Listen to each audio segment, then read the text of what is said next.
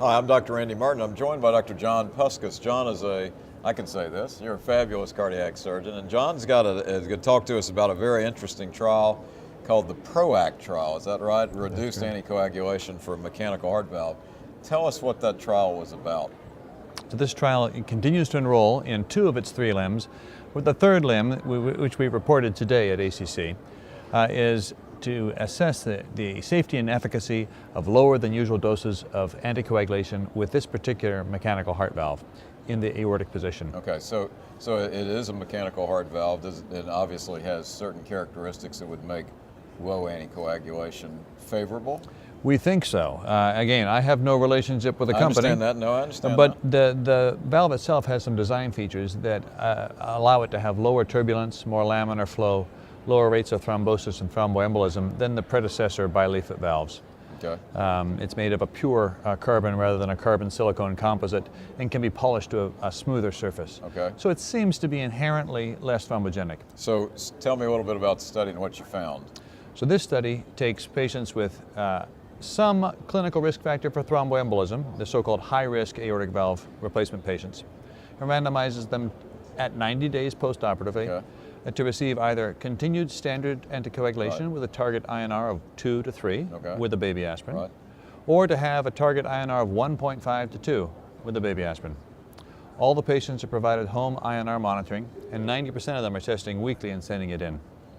We now have about 600 patient years of follow-up, average of about 1.6 patient years mean. And comparing the test and control groups, we see no difference thus far in the composite primary endpoint of major bleeds, stroke, TIA, thromboembolism, and valve thrombosis. Similarly, overall all-cause mortality is similar between the 2 groups. So it looks as if this non-inferiority hypothesis will be supported by the data in this limb of the trial. John, is the trial going to be ongoing? The trial is ongoing. This limb that we're discussing today has completed enrollment. We look forward to following those patients for a total of 5 years.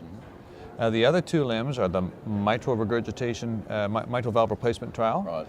Those patients are randomized to standard Coumadin or an INR of 2 to 2.5.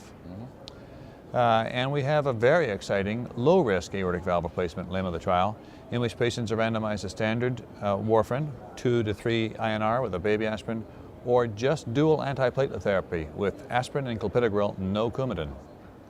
That limb of the trial will complete enrollment later this summer, and we look forward to reporting interim results in a year or so. So if you had to look in a crystal ball down the road, let's say that the results remain non-inferior or positive, do you think this will change practice? I think it could very well change practice. I mean, the hope of having a mechanical prosthesis that won't wear out but doesn't require Coumadin in carefully selected patients. Right. I think that would be a real step forward for patient care. Super. John, thanks for joining us, and thank you for joining us. For CardioSource Video News, I'm Dr. Randy Martin.